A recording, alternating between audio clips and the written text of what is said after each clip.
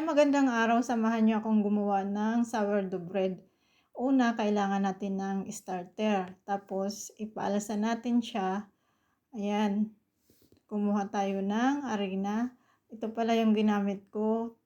3/4 cups of harina. Tapos, 1/2 cups of water.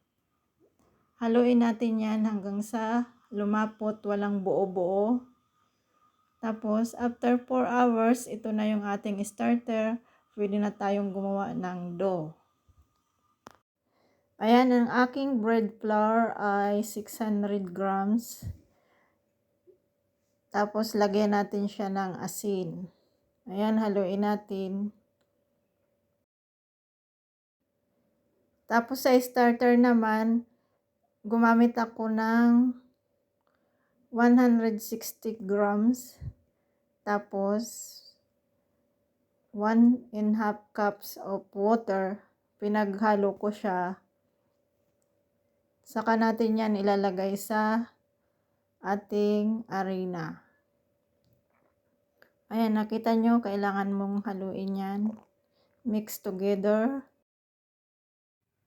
Ayan, pagkatapos ay ibuhos na natin sa ating harina. Tapos, gawa na tayo ng dough. Ay, hindi naman dito advisable na gumamit ng electric mixer, kaya manumanuhin nyo na lang yan. Napakasimple lang niyang gawin. Ayan, nakikita nyo na hindi ko nilagay lahat yung tubig. Kasi ayoko magsisi sa huli na baka masyadong lumambot ang ating dough.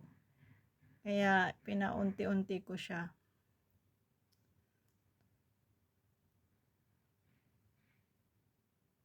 Pagkatapos pala niyang makagawa tayo ng dough, ay iset aside natin yan. Tapos, after 30 minutes, ipopold natin kagaya ng ginagawa ko sa video na nakikita nyo. Pero kung nakalimutan nyo naman na 30 minutes hindi nyo pa napopold, okay lang yan. Basta wag nyong kalimutan na hindi siya i-fold.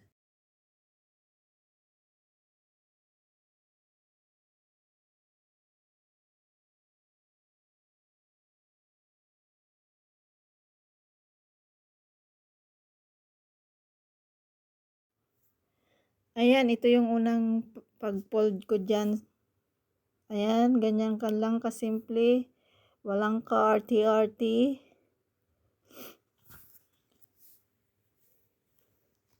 At ito na, gabi na yan. Ito na yung last na pag-fold ko dyan. Ilalagay ko na yan sa ating baking paper. Tapos, antayin na lang natin yan umalsa. Tapos, lagyan natin ng design ang ating dough. Tapos, pag nakita natin umalsa na ang dough, pwede na natin i-preheat ang kaserola ng may takip ng 30 minutes. Tapos, pag natapos na ang 30 minutes, ay isa lang nyo na ang dough. Tapos, lutuin nyo ng 20 minutes na may takip. Tapos, pag natapos ng 20 minutes, tanggalin nyo ang takip.